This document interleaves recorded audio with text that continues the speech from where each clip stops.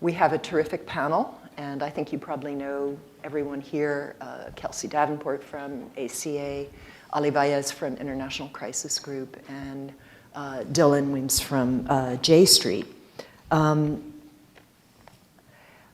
I don't know how many of you read the IAEA report, which was leaked on Wednesday. Probably a lot of you did, actually. And I have to say, I've been reading these reports on Iran for a long time, and this one was really bleak. Kelsey, you called it a mixed bag. I think that's being kind. So I will give you the unenviable task of telling us where Iran now is in terms of enriched uranium, safeguards, all of the rest, its disputes with the IAEA. Please, floor is yours. Well, thank you so much, Barbara, for agreeing to moderate this panel. It's a real pleasure to have you, and to all of you for joining us and staying with us through the day.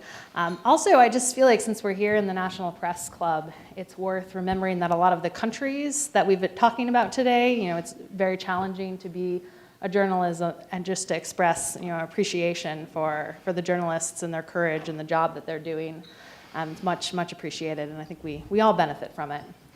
So now moving on to Iran and the nuclear program and where they are. When we talk about the Iranian nuclear threat, I think we really need to be thinking about sort of three different horizons: the proliferation risk in the short term, the proliferation risk in the long term, but also the implications that Iran's nuclear trajectory has for future diplomatic efforts. So first, if we look at the short term, the risk has increased substantially since former President Trump withdrew from the 2015 nuclear deal. When the deal was fully implemented, it would have taken Iran a full 12 months to produce enough nuclear material for a bomb. That period is now less than a week. By my calculations. And what's even more concerning is that Iran could probably produce enough nuclear material for 5 bombs in less than a month. And that time period is going to continue to decrease as Iran builds up its stockpiles of 60% enriched uranium, which is near weapons grade, and 20% enriched uranium, which is also very concerning and continues to expand its uranium enrichment capacity. And I say that 5-bomb threshold is more concerning because one nuclear weapon doesn't really give Iran much of a deterrent. But if they can move quickly to the material for 3, 4, 5 bombs, the risk there increases. So significant short-term risk. Now, in the long term, I also think the proliferation risk has changed significantly. Because particularly in the last 2 years, as Iran has accelerated its nuclear program, it's begun to embark on developing new capabilities, mastering new technologies, such as the enrichment to 60%, the operation of these more advanced centrifuges that it didn't have prior to the negotiations on the JCPOA. And as Iran has mastered these capabilities, it really changes our understanding of how Tehran would develop nuclear weapons if the political decision were made to do so. So they have more routes open to them today and down the road that we have to think about now as we're guarding against nuclear risk. And we can't undo that knowledge. No deal is going to sort of put that genie back in the bottle. So that's why I say the long-term risk has really changed as Iran has developed these new capabilities. And finally, when we think about risk, I think we have to discuss how Iran's changing nuclear trajectory poses a real challenge to future diplomatic efforts. And here, I want to talk about the implications of Iran's decision to really reduce access for IAEA inspections and to reduce monitoring at some of its facilities. Now, all of the locations where Iran has nuclear materials, its enrichment facilities, these are still inspected on a very regular basis. So if Iran made the decision to pursue nuclear weapons, I think we would know quite quickly if they were breaking out. But there's a whole other subset of facilities, the areas where they're building centrifuges, the areas where the uranium ore concentrate is. Inspectors haven't been in these facilities since February of 2021, and there's no data recordings from these facilities since June of 2022. So as a result of these gaps, the IAEA has now said it's lost its continuity of knowledge on Iran's nuclear program. program, meaning that it isn't going to be able to recreate an accurate history of Iran's activities during this period, and it may not be able to establish really reliable baselines that we could verify a future deal against, that we could ensure, the number of centrifuges was at X, the level of the number of, the amount of uranium, what was at Y. So this really can make negotiating a future deal more challenging, because there's going to be that speculation, there's going to be that concern that Iran might have diverted material from this program. So really across the board, short-term, long-term, thinking about future diplomacy, all of that right now is quite concerning. Yeah, I mean, if you read the report, it feels like rope-a-dope to me. I mean, basically, the Iranians are giving a little bit on a few issues, but this question of being able to recreate the history of the program, is it now absolutely impossible to do that, or would there still be various means to figure out what has happened between June of 2022 and now? Well, I think that's, when we think about steps to take going forward, one thing that I think the IAEA has said it's focused on that I think the United States and others should really be encouraging is that Iran turn over the recordings from February 2021 to June of 2022, and to allow the IAEA regular access to the new recordings. There have been some cameras recently reinstalled at one of the centrifuge production facilities, because that will help them start to recreate this baseline.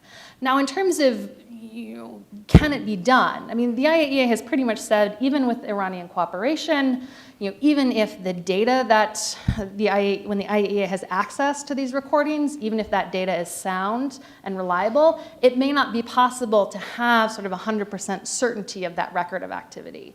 So then what that comes down to is, well, what level of uncertainty are you willing to live with when it comes to verification? And in the case of Iran in particular, this is very challenging right now because of legislation passed in 2015, the Iran Nuclear Agreement Review Act, which requires the administration, to certify to Congress the IAEA's ability to verify any future deal. So that's why, these monitoring gaps are such a concern, and that's why even though, the steps that that Iran has taken in this last month, reinstalling those cameras are very limited, really provide, no immediate benefit. I think we have to try to seize on this momentum and look at this as an opening to try to, further enhance monitoring, to try to get access to some of that data, so we can prevent these gaps from growing even bigger. Okay. Ali, let's talk about the U.S. response. I mean, it's been interesting that we've heard almost nothing, really, for months and months and months. I think Rob Malley, the Iran envoy, was on NPR recently and did say, yes, we're still interested in a diplomatic resolution of this matter.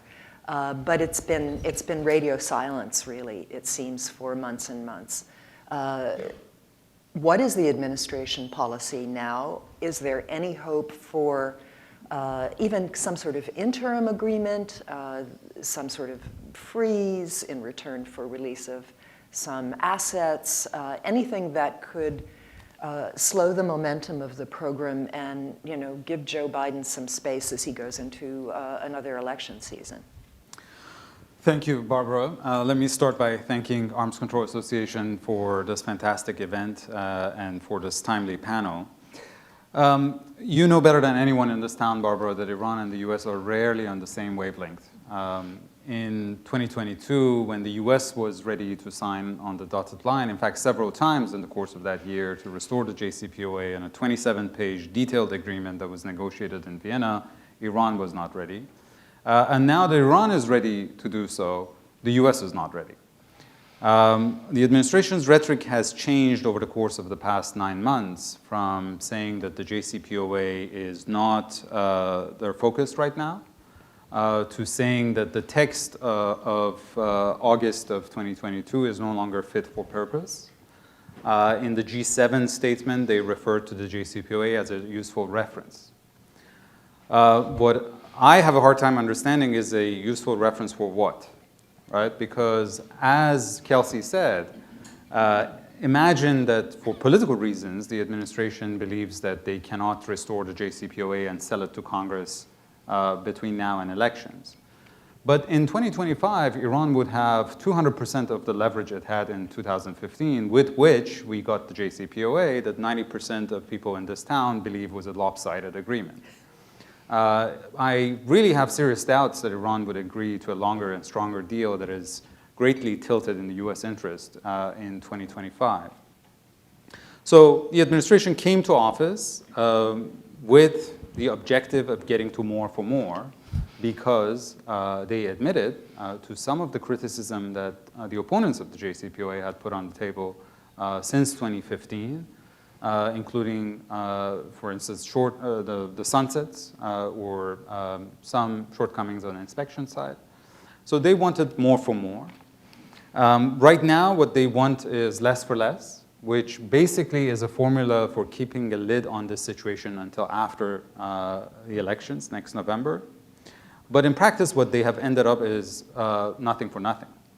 And I would say there is a way out of this with the recognition that a lot has happened in the course of the past 9 months, almost none of it conducive to a diplomatic outcome. Of course, Iran's brutal repression at home, its complicity in Russia's brutal aggression in Ukraine, all of that has made a deal that much more difficult. And I do not believe that the two sides would be able to agree to an interim agreement, which by definition requires multiple steps on both sides. Yeah. As Kelsey said, it would require congressional intervention to review the agreement. And from discussions I've had with both sides, I really have a sense that the expectation gap between them is just unbridgeable. So if you can't get an interim agreement, you probably can't also get anything that amounts to a freeze and rollback. What I think is realistically achievable is some sort of a restraint for restraint agreement. That would allow both sides to basically keep the status quo of no deal, no crisis until after the elections. It is a strategy that would not resolve anything, but it would just defer the problem.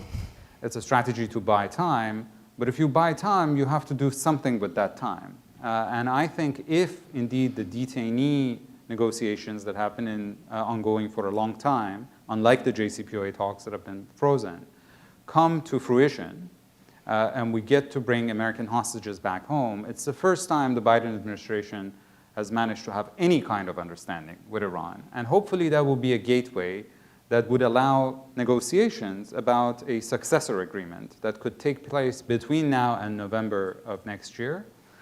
And if indeed the president is reelected, it could be finalized immediately afterwards, rather than people starting negotiating about a successor agreement in 2024. And the fact that there will be diplomatic engagement, I think, is a formula for keeping the status quo. And I say this with the recognition of the fact that, you know, I think we're in a situation that the parties are, they know what they don't want, while they're not sure exactly by what they want. And what they don't want is a crisis. We don't want a crisis because of the upcoming elections, because the focus is on Ukraine, because of concerns about Taiwan. Iranians don't want a crisis because the regime has been dealing with crumbling legitimacy at home, with struggling economy. And in that, I think in that there's overlap of common interest in trying to preserve the status quo, which could be possible if they are able to engage on top of a detainee deal and find a way forward. Can I ask, what would it take for Iran to directly negotiate with the United States again? Because we've had this very awkward dance since Biden came in, using Europeans, others as intermediaries. My sense is that it would be some sort of sanctions relief. Because from the beginning, the expectation was that the Biden administration that had condemned the Trump administration's maximum pressure strategy will come in and take practical steps, not just rhetorical pronouncements, to distinguish in its own policy with its predecessors. And they didn't. Even on humanitarian fronts, they did not provide any sanctions relief. as part of this detainee deal, there will be a humanitarian understanding as well, which would see some reprieve for the Iranians.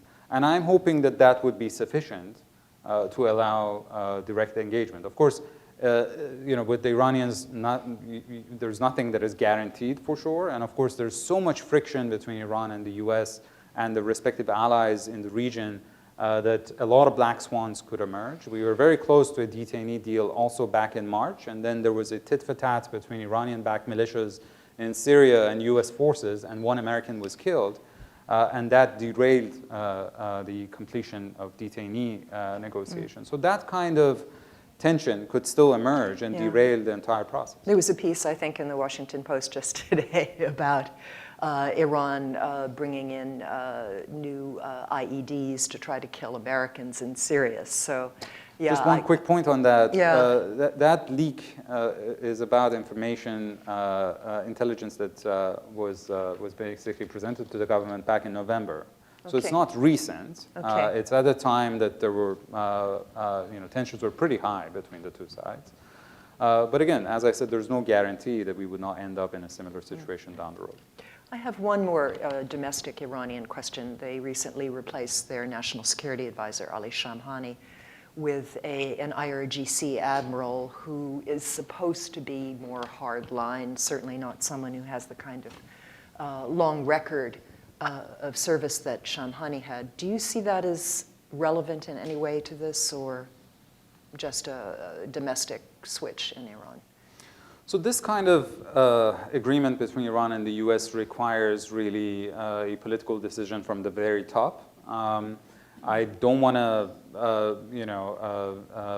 overlook the fact that people matter, and who the national security advisor is or the negotiators are would certainly have an impact, and especially that the new national security advisor is someone who has never served outside of the military, has very little executive experience, has very little experience negotiating, especially at the international level.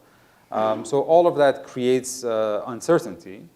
But I think at the very top of the system, there seems to be a decision to bring down the temperature in the aftermath of months of instability and unrest in the country.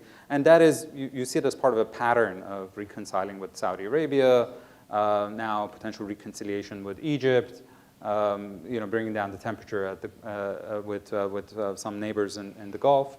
And I think this kind of understanding with the US is probably something that the entire system is keen on. And so that particular change, I don't think would have that much of an impact on it. All right, very good. Dylan, we talk about Syria. Of course, we know that the Israelis are frequently bombing Syria to kill Iranians, to stop weapons from going through to Lebanon. And when the Israelis bomb Syria, Iran-backed groups bomb Americans. So tell us a little bit about how you see Israeli strategy, not just on the nuclear front, because we know that Bibi Netanyahu is constantly threatening that he will do something to Iran to prevent it from getting a nuclear weapon, but also this complicated regional situation, which I think is somehow more of a threat in terms of things getting out of hand. Yeah, absolutely. So I also want to thank ACA and Kelsey and Daryl for the opportunity to join with all of you today. I think when it comes to Israel, the first thing to remember is that there is not one Israeli viewpoint on this, even though for nearly a decade or more now, it has been presented, especially in this town, as, here is what the Israelis think. I think most people are familiar with what the Israeli government and the Israeli political echelon thinks. They tend to be more maximalist in their approach to Iran, and this extends not just from within the Bibi Netanyahu sphere and rightward, but it goes all the way to sort of even the right fringes of the Labor Party. This is the political view in Israel. And just in the last 24 hours, we've even seen some hijinks and drama in the press, where again you have Israeli officials speaking on background to U.S. press, trying to make it seem like there's this, massive division between where the Israeli security interests lie and what the American government is doing. But That's actually the minority viewpoint when you look at the Israeli security establishment writ large. The Israeli security establishment saw withdrawal from the deal, abandonment of the deal by the Trump administration, which was done at the urging, among others, of Benjamin Netanyahu, as just this massive error.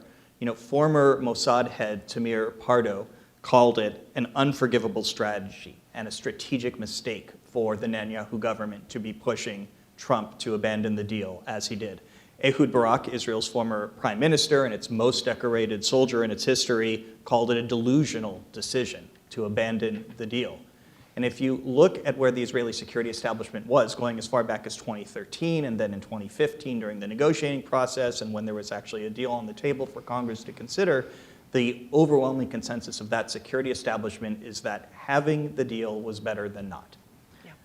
And that is, by and large, still where the security establishment is. There's been some erosion over the years as more and more people aligned with the Netanyahu government become more and more senior in the existing officialdom of Israel's security infrastructure. But if you look at the formers, the really senior professionals in Israel, they still see diplomacy as meeting Israel's security interests better than military strikes. The reason I think they are wary of military strikes, and to some extent the reason Netanyahu himself is wary of military strikes, is because they know that, number one, it's very hard to get all of the sites you need to get in all of the programs, especially now that we don't have eyes, thanks again to abandonment of the deal the way we did just a few years ago. But also there's a general aversion to massive military campaigns on the part of Netanyahu and those around him. He's obviously a very right-wing force in the world, but he happens to be one of the most militarily averse prime ministers in Israel's history. He doesn't like the costs associated with major military campaigns, and so he's actually gone out of his way to avoid them. That being said, he and those around him are doing almost everything they can to push the United States into a position where it's our security guarantees that are on the line. And you see that not just in terms of the kind of tit for tat that goes on where Israeli officials say, the United States doesn't quite get it, expresses concern about moving towards, we were just discussing before, being on the verge of concluding an interim agreement, which I don't think any of us actually believe they're on the verge of concluding. Not just, they're pushing back not just in that way, but I think the Israeli government really is trying to refocus on the region in the sense of making the burden of countering Iran a regional duty as opposed to one that Israel's going to have to carry out itself. And I think the real front line in all this is you see all of this enthusiasm here in town for regional normalization efforts. And let's be clear about one thing. It is a good thing for neighbors of Israel that have either not had normal relations with it or even hostile to it to normalize relations with Israel as a diplomatic matter. Those diplomatic achievements are important and can be used for good. But what the vision of that normalization and integration is for those on the right wing includes many in the Israeli government, includes many in the right wing and military adventurers here in the United States, is for that closer relationship to be a military one, to involve closer U.S. security ties, security guarantees, more and higher tech arms to essentially oil-rich Gulf autocracies. And that only increases, that only escalates the situation in the region. And what I find really difficult about that as well is it also eclipses the opportunity that normalization and regional integration has to actually do good things on the diplomatic front in terms of economics, civil society, human rights. Yeah. All of those potentials are being lost to the fact that because you have an Israeli government and conservative backers who are interested in pushing the United States into taking on ever more of a security guarantor role vis-a-vis those Gulf Arab autocracies and, or I should say vis-a-vis Iran, that's being eclipsed and that opportunity lost while tensions are being increased. Yeah, the notion of an Arab NATO, or just the other day, the United Arab Emirates said that they weren't going to take part in our maritime security initiative because, whatever the Israelis may think, these small Gulf states do not want to get into a situation where they're going to be threatened by the Iranians.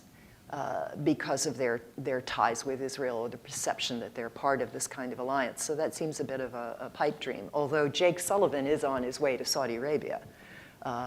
Is it Jake, or is it Tony Blinken? Tony Blinken. Secretary Blinken, yeah. Secretary Blinken is on his way to Saudi Arabia, so I'm sure he's going to press the Abraham Accords when he's there.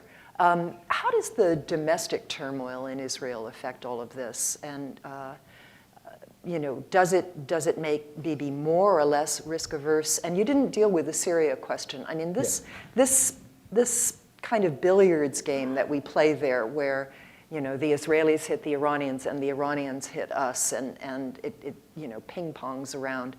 To mix my metaphors, how worrisome is that, or is this really sort of a game where everybody has this pretty much down to a science? And Ali, you're welcome to weigh in on that as well. I think on Syria, as long as the activities that take place, aren't the type that can rapidly lead to miscalculation and escalation, I think they're not going to cause controversy. They're certainly not going to cause strain in the U.S.-Israel relationship. In fact, the United States has been careful, and I think to some extent rightly, to give some leeway with how Israel deals with the countries that essentially clear the way for it, overflight and whatever else in Syria. That being said, there's always the risk for miscalculation and escalation. I think it's less likely to result in Syria, where everybody's watching every inch of airspace very carefully, as opposed to something that happens, on the seas, which is, I think, much more likely a place where something can go terribly wrong and lead to an escalation. So I don't think, as worrisome as the Syria stuff is, as bad as it can be in terms of some of the retaliation that we see, as long as it doesn't get out of hand, I don't think it's going to be a major determinant of the overall strategy. In terms of the domestic situation in Israel, I mean, it is very difficult to overstate the degree to which the nature of Israel as the democratic state and the national homeland of the Jewish people seems very much a threat to both Israelis and to pro-Israel Friends of Israel, Friends of Israel overseas. That being said, that sense of that the Israeli government, that the Netanyahu government is really driving off a cliff, is limited to Israel's domestic issues, as serious as they are. You do not see that yet translating either among the Israeli population or among some of the more rightward-leaning groups here in the United States that have, for the first time, criticized the Netanyahu government for its approach to domestic issues, but have not yet criticized anything to do with its foreign policy, whether it's the occupation and its treatment of Palestinians, or whether its approach to Iran. So I don't think the domestic turmoil has opened up or created an opportunity yet for a second look by staunch supporters of Israel for Israel's foreign policies. Okay. Ali, do you want to say anything about the regional situation and how threatening that might be? There was a case where the Palestinians attacked from Lebanon and from Gaza in the midst of all this turmoil, the Israeli police going into the Al-Aqsa Mosque and so on during Ramadan, and all these massive demonstrations in Israel against judicial changes. It seems to be contained for now. Should we be worried that it could cause a crisis? Well, we should absolutely be worried, because in the case of Iran-Israel, this is a multi-dimensional confrontation, and there's just so much friction across the board that there's plenty of space for miscalculation, as Dylan alluded to. We have, of course, tensions in the cyber realm. There have been a lot of tit-for-tat between Iran and Israel on open seas, and in Iraq, in Syria, and both sides are trying to encircle one another. Israel is now much more present in Azerbaijan than was the case in the past. Of course, it has better relations with Iran's neighbors in the Gulf. It's present in Iraqi Kurdistan. Iran, during the recent confrontations, I think sensing some weakness in Israel because of internal problems, launched this multi-frontal attack by supporting groups in southern Lebanon, in Gaza, in the West Bank, and from the Golan Heights, basically all firing rockets into Israel, signaling to Israel what a potential confrontation between Iran and Israel could look like. The problem with Syria is that the Iranian argument is, in the same way that the US accuses Iran of being responsible for what Iranian-backed groups in Syria do, targeting US interests, the US is basically doing the same thing with Israel, providing financial assistance, military assistance, and so the US is not, cannot stay neutral because it is responsible for what Israel does in the same way that the US holds Iran responsible. But again, the problem in all of this is that we've been lucky, honestly, in some of the tit-for-tats that have happened in the course of the past few months, that there has only been one fatality. Because some of these attacks were really aimed at killing Americans. And if something like this happens, then it really overshadows the entire process, whether it's on detainees, on nuclear, or on anything else. And that's why I said restraint for restraint. It's not just nuclear restraint. I think it also has to include other elements, because otherwise there is no way of being able to make diplomatic progress. Yeah. Kelsey, I want to come back to this lovely IAEA report. There was some information in it about some outstanding issues that have been around for a while, traces of uranium in 3 places. The IAEA appears to have accepted Iran's explanation for one of the sites. Again, what do you think the Iranians are doing in terms of their relationship with the IAEA? Is it just to stave off a motion of censure at the Board of Governors meeting that's coming up? What is their strategy, do you think, in terms of dealing with the IAEA? So I think that there are sort of several layers in Iran's relationship with the IAEA. But before I get into that, I think it's just important to remind everybody what the safeguards investigation is and what it isn't. Because particularly if you listen to how Iran characterizes it, I think it completely misconstrues what the IAEA is actually trying to do. And actually now what we're seeing is that there really are sort of 2 kind of safeguards related issues. There are contemporary issues related to Iran's safeguards. That's the spike in Iran's enrichment to 83%, above declared levels, some questions about accountancy when Iran dissolved some natural uranium. And those are some contemporary safeguards issues that Iran needs to address with the agency. But what Barbara's referring to are activities from the pre-2003 period when Iran had an organized nuclear weapons program. And the IAEA is investigating uranium detected at 4 locations that were never declared to the agency. Now, last June, the IAEA said it had no questions about one of the locations and that Iran had indeed conducted activities related to uranium metal that should have been declared. And in this most recent report, the IAEA is now saying that it has no questions about a second location where uranium material was also found. And what the IAEA has said is that Iran provided additional information about a mine and a chem lab that were at this site, operated in the 70s and 80s, and that this was contamination from an organization that was operating these facilities, and this organization is not from Iran, it's from a foreign state.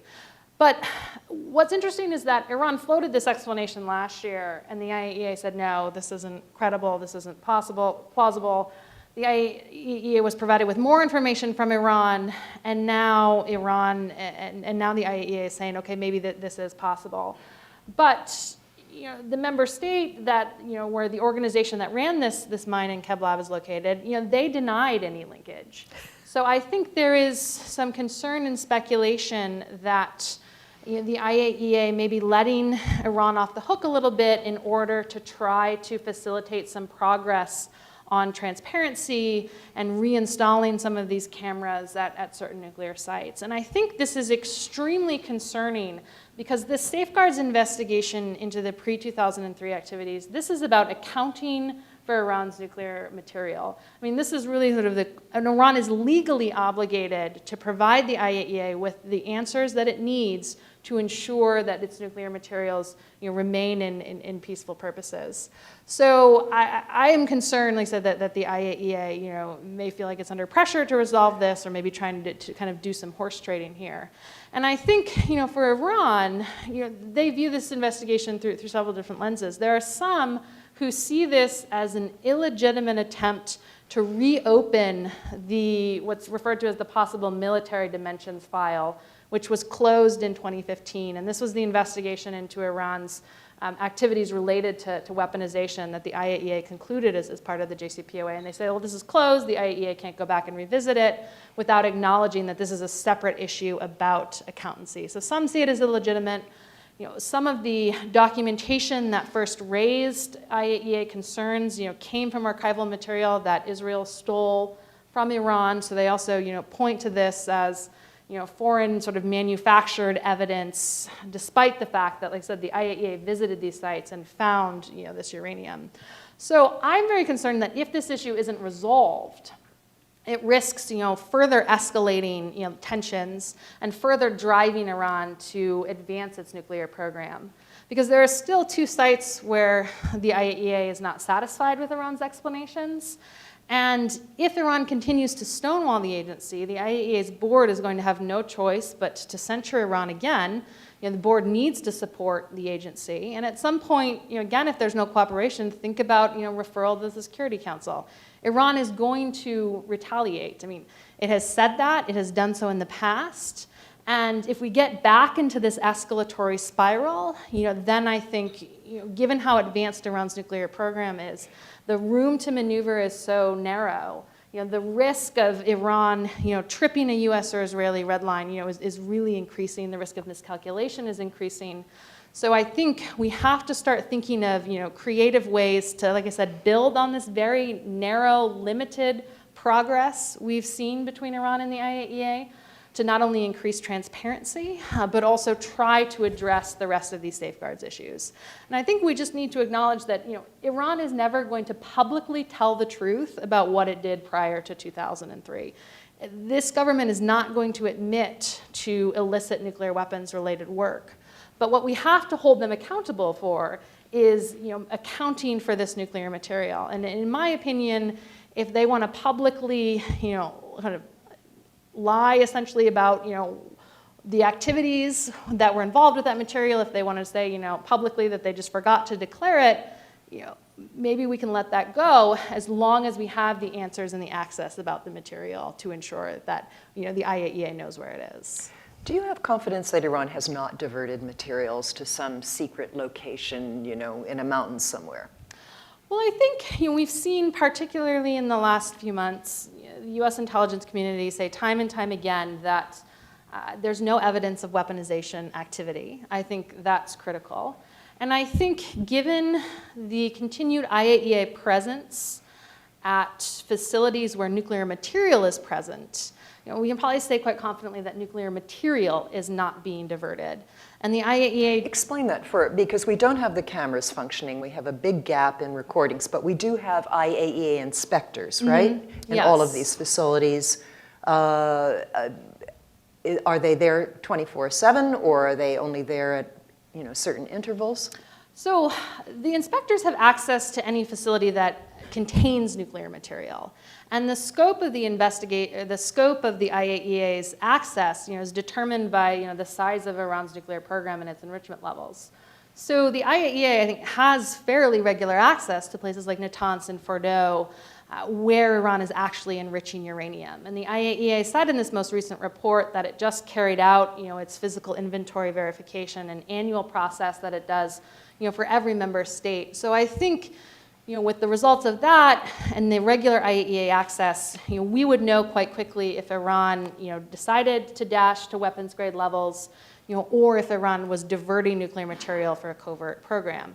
But what we have less confidence about is Iran diverting materials that are necessary for a nuclear program, like centrifuges, because there is no surveillance, of those facilities. And the IAEA has never had access to some of the new centrifuge facilities that Iran has constructed, since Trump, withdrew from the JCPOA. So it's challenging to say for sure. And even if the IAEA gets access later, to say that they can accurately reconstruct that history and ensure that there hasn't been diversion. Okay. I'm going to ask a few more questions, but I believe you all have little cards. If you have questions, they will be collected by the nice people from ACA, and I see one is already coming from a good friend, so we'll look forward to that. Ali, you said we need a little bit more than restraint for restraint. Could you maybe amplify on that, and Dylan, also talk about some of your ideas for de-escalation? Well, what I mean by that is that if we are to have any kind of constructive engagement with the Iranians in the course of the next year and a half, it cannot happen in parallel to Iran taking additional American hostages, Iran killing Americans in the region, Iran seizing tankers in the Persian Gulf. It's just not possible. You have to have an atmosphere that is conducive to, especially if we have direct contacts with the Iranians. So that's what I mean, that it has to be a de-escalatory step across the board. And by the way, it applies to both sides. So no more sanctions on? So I imagine that it's hard not to do human rights related sanctions, or if Iran continues supporting Russia by provision of drones, I'm sure the Europeans or the US will continue to take action. But if the Iranians don't escalate, for instance, by transferring ballistic missiles to Russia, then I think it also makes sense that the US also does not necessarily escalate its sanctions. Or if there are no new executions of political prisoners or protesters in Iran, that too, I think, could result in restraint from the other side. But my concern is that, again, there's just plenty of room for black swans to emerge. We all remember the alleged Israeli sabotage assassinations against the Iranian nuclear program. The last time it happened, it was in June of 2021, and that was the last time Prime Minister Netanyahu was in office. It hasn't really happened since then. There have been attacks against Iran's military facilities and military personnel, but not against the nuclear program. Now, every time these kind of covert operations have happened, they have resulted in temporary setbacks for Iran's nuclear program, and in the medium to long term, acceleration of the program. Let me remind everyone that Iran started enriching to 20% after Israel allegedly assassinated Iran's top nuclear scientist, Fakhrizadeh, in November of 2020. Iran enriched to 60% after Israel allegedly sabotaged the Natanz facility in April of 2021. Now, there's very little headspace left for Iran to escalate in ways that it actually doesn't cross US or Israeli red lines. So in a scenario in which you have another sabotage of a nuclear facility, I'm afraid the Iranians might enrich to 90%. Now, that could result potentially in the Europeans snapping back the UN sanctions under Resolution 2231. They are still participants to the JCPOA, so unlike the Trump administration who tried and failed, they can restore the UN sanctions. But the Iranians have clearly threatened that if this happens, they will withdraw from the NPT. And of course, everybody in this room knows that the last time this happened was in 2003, and we know how that story ended with North Korea. And of course, as I said, this is the last thing that the West wants, given the preoccupation with Ukraine and other priorities. And so it really requires a concerted effort by both sides not to engage in any kind of activity that could destabilize the context, so that they could extend the no deal, no crisis until after the elections. Yeah. Dylan, talk a little bit about some suggestions. You did a very good report recently. What do you think can be done given this situation? So, I think that the de-escalatory framework that Ali lays out is really, the first and most important paradigm to go into this with. And it's, in fact, a number of suggestions that he made in the course of us putting that report together, are laid out in the first couple of recommendations. But to pick up on his idea of black swans, one important really player in all this, and it's sort of a black swan generating machine, is the United States Congress, right? And it's That's a way to put it. Heading in the wrong, things that make this head in the wrong direction can certainly come from many things on the ground or on the seas. They can also come from the United States Congress. And opponents of diplomacy are constantly trying. We see new sanctions bills come up almost every week. And not all of them are unjustified. A lot of them are couched in protecting Iranian human rights, and a number of those we support as well as addressing other concerning Iranian behavior. The key difference in how we look at these proposals in Congress and advise members of Congress on them is, are these the type of things that are genuinely geared towards enhancing U.S. security interests, or are they the type of things that are just meant purely to frustrate any diplomatic progress on the nuclear front or otherwise? And it's actually very easy to tell which is which when you look at this legislation, because it almost always boils down to whether the sanctions they're imposing are actually well thought through and targeted, that is, targeted at actual decision makers, or if they're just broad-based sanctions to just further tank the Iranian economy, and most importantly, whether they actually change the existing waiver authorities that the executive branch has to impose and suspend or otherwise lift sanctions. Because those are the tools, those are the mechanisms that any president will need to negotiate and implement an agreement of the type that the JCPOA was. And that's where you see largely Republican efforts targeting the existing sanctions architecture, the existing sanctions authority or the authority to lift sanctions that the executive branch enjoys.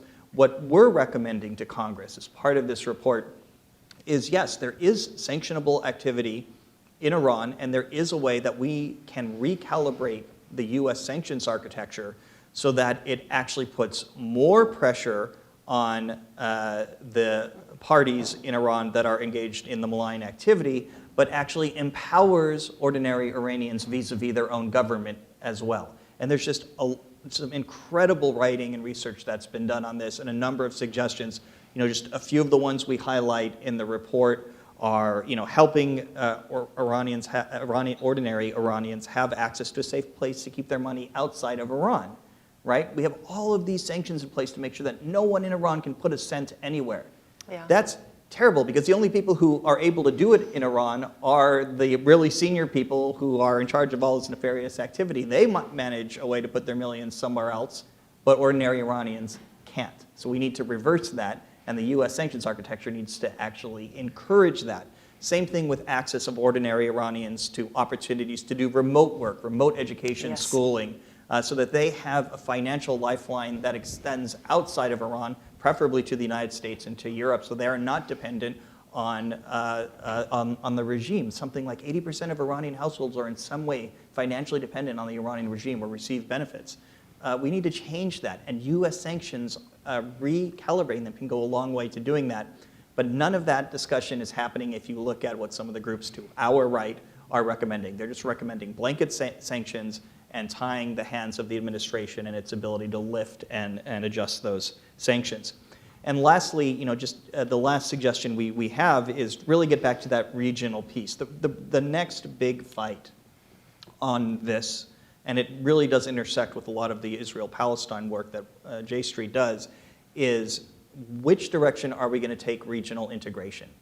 Is it going to be towards a purely military alliance or a mainly military alliance, or is it going to be a force for good where we actually engage in a diplomatic process that leads to regionally led diplomacy that actually lowers the temperature, lowers the need for the United States to actually have a military presence and engagement in the region? And by the way, this isn't some progressive left-wing fantasy. This was the vision that Jake Sullivan and Daniel Benaim laid out in a piece before the Biden administration, where they actually were continuing the thread from the Obama administration of how do we better achieve U.S. national interests vis-a-vis the Middle East with a lower or smaller military footprint and more diplomacy. Yeah. Just, as somebody who publishes a blog called Middle East Voices at the Stimson Center, I can't pay my Iranian writers. I have many Iranians who want to write for me, and I cannot pay them. And they write very well, and they have interesting perspectives. And so if there's anyone with connections to the Treasury Department, we need to do something about this. It's wrong. I have a few people who write for me just to have their name out there, but, they could use the hard currency. That is certainly true. We have a bunch of questions. So, Kelsey, I think this one's for you. The intelligence community has said there is no evidence of weaponization activities. But how much evidence or activities would be required for a basic uranium bomb? Sure. So Iran has the technical capabilities to build a nuclear weapon. Now, the US intelligence community, the Israeli intelligence community do not often publicly talk about the processes and the time frames.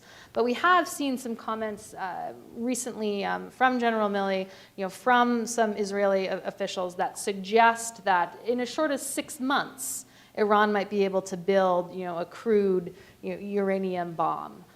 Other estimates put that at 2 years. I mean, I think given Iran's past experience, given their technical capacities, 6 months to a year is a reasonable estimate. But to a certain extent, if Iran gets to the weaponization process, we've really lost the ability to try to disrupt or to negotiate with Iran, to prevent them from going down that road. Because after it produces the weapons-grade uranium, it can divert that material and do things like the uranium metal, elsewhere, outside of these declared facilities. And it's not clear that we would be able to detect and deter that, particularly if they move several quantities of weapons-grade uranium. And that's why I think the steps we've seen Iran take to ratchet up its nuclear program are so concerning, because some of them are getting into these sort of dual-use activities, like producing uranium metal. This is a capability that Iran, in my opinion, did not sort of fully master in the pre-2003 program. They started experimenting with it again. They're not doing much right now, but again, this is an area where Iran could ratchet up, could risk crossing, one of these red lines. And then that's why, again, I just think we have to cool the temperatures now, to prevent this escalatory spiral from continuing. This is a follow-on question for you. If Iran does decide to break out, how long would it take us to detect that? Well, I think right now that's a very challenging question. I mean, I think that because IAEA inspectors are present at enrichment facilities on a very regular basis, it is likely that they would detect changes to centrifuge cascade designs. But we saw in January, the IAEA noticed some changes at the Fordow enrichment facility. They confronted Iran about that. They took some samples. But it seems like several weeks may have passed before the IAEA knew for sure that Iran had that there was the presence of uranium particles enriched to 83%. And one of the advantages of the JCPOA was that it monitored Iran's enrichment levels in real time, using online enrichment monitors or OLEMs. Now, the most recent IAEA report said that Iran has agreed and has actually allowed the IAEA to reconnect enrichment monitoring devices. But it does not appear that these are going to be monitoring enrichment levels and transmitting data to the IAEA in real time. So I'm still concerned that the IAEA might detect a change, but before we know for sure that that change was actually a spike in enrichment to weapons grade, and that the material was being accumulated at weapons grade, that again, we may have missed the opportunity to try to prevent Iran from accumulating that material and moving it off-site. And that just really increases the risk of conflict, of military activity, which is so counterproductive in the long run, as Ali explained. Yeah. Ali, this program began under the Eisenhower administration, and the US gave Iran its first nuclear reactor. I always say it's the slowest moving proliferation program we have seen, because in the last 50, 60, whatever years, we've seen Israel develop nuclear weapons, not declare them, India, Pakistan, North Korea, Iran, no. So this is a question about, almost institutional inertia in a way. If there's regime change in Iran, if by some miracle Ayatollah Khamenei dies and there is a constitutional referendum and the Islamic Republic is no more and Velayat al-Faqih is no more, do you think a successor Iranian government would continue this nuclear program? Or would finally say, the sunk costs, the billions and billions in lost revenues because of sanctions and the diversion into this program. Do you think Iran will ever give up this nuclear program? It's hard to predict, of course, but I can maybe make a forward projection by looking back. I once interviewed the Shah's chief nuclear scientist. And he said to me that he used to do tutorials for the Shah. Every Wednesday he would go to the palace and he would teach him the basics, the one-on-one of nuclear physics. And he always suspected that the Shah might be interested in nuclear weapons. So he would always put little tips here and there that, Your Majesty, this technology could be dual use, to see if the Shah says anything. And he doesn't until the course finishes. And so at the end, he just puts the question to him because he's afraid that one day the Shah will decide that he wants a nuclear weapon, and it's not an overnight thing. He needs to put some pieces of the puzzle together, at least lay the foundation. And he said the Shah sat me down and gave me a lecture on why Iran doesn't need a nuclear weapon now. It's the strongest military power in the region. It has US protection. But in case a smaller country in the region has that capability, he also wants to be able to hedge his bets. And I think this hedging strategy is also what dictated the Islamic Republic's approach towards the Iran-Iraq War, when they were worried that Iraq was going to use nuclear weapons. Of course. But the weaponization part, according to IAEA, according to US intelligence community, stopped in 2003 when Saddam disappeared, and so the threat disappeared. But some of the elements, including, for instance, keeping the nuclear archive after the JCPOA, I think is part of that hedging strategy. So it is possible that a future Iranian government, if it's not part of a regional security architecture in which it feels better protected, because at the end of the day, Iran is a sui generis nation. It's a Persian nation among Arabs and Turks. It's a Shia nation among Sunnis. And so by definition, it always will have security concerns, unless, again, it is part of a regional security arrangement that it feels it could be protected. I think it would continue to look at nuclear weapons as a potential hedging strategy. It's a question from Mark Fitzpatrick, noting that the protests have subsided to some extent in Iran. Does that give the Biden administration more scope to make concessions? Let me make 2 points. One, the regime has suppressed the protest. It has not addressed the underlying grievances that led to the protest. So it's quite possible that it is at the mercy of another incident that could trigger a protest again. But let's also be honest about the nature of this regime. Yeah. When the Obama administration signed this agreement with Iran in 2015, this was a murderous regime. In 2009, it had killed tens of people during the Green Movement.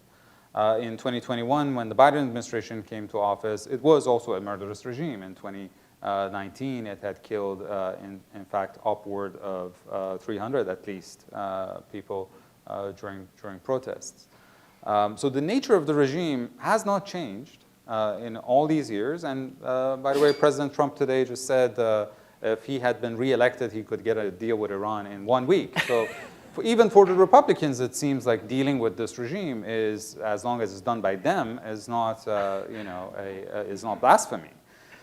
So the nature of the regime is always the same. And this is why you don't want this regime to have access to weapons of mass destruction. Yeah. A regime that has killed upward of 500 people in recent protests, has blinded tens of people with pellet guns, should not have access to nuclear weapons.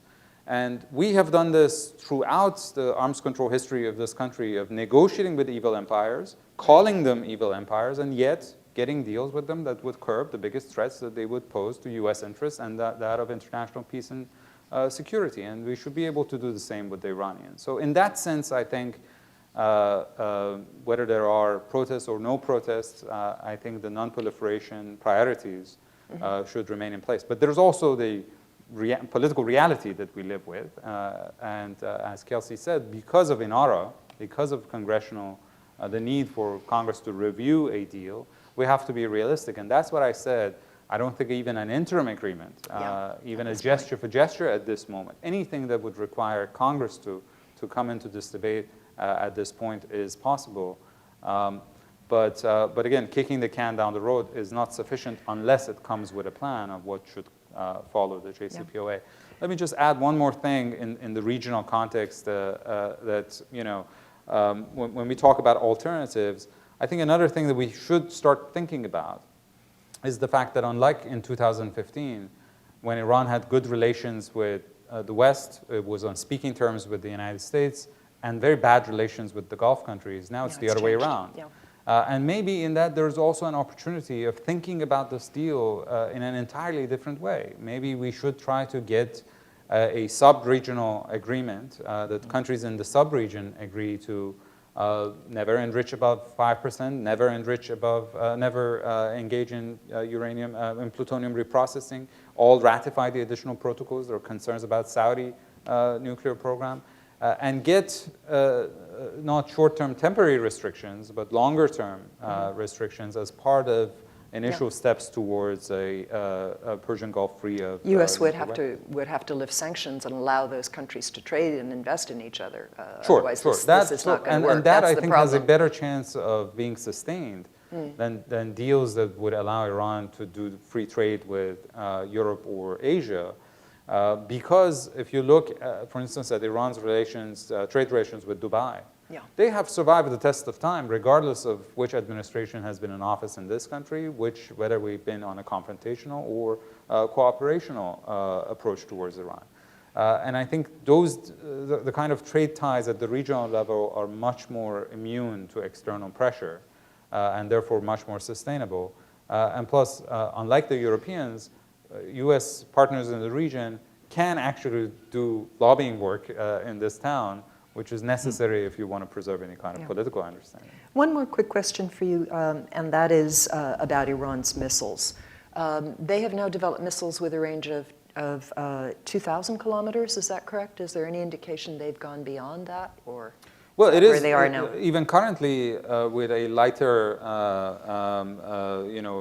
payload, the range can be longer than 2,000. Remember that the Iranians voluntarily put this limit of 2,000 kilometers on their missile program because already with 2,000 kilometers they cover all of their adversaries in the region, including all the US bases in the region. They did not want to pose a security threat to Europe because they were not on hostile terms with Europe. That has changed in the past few months.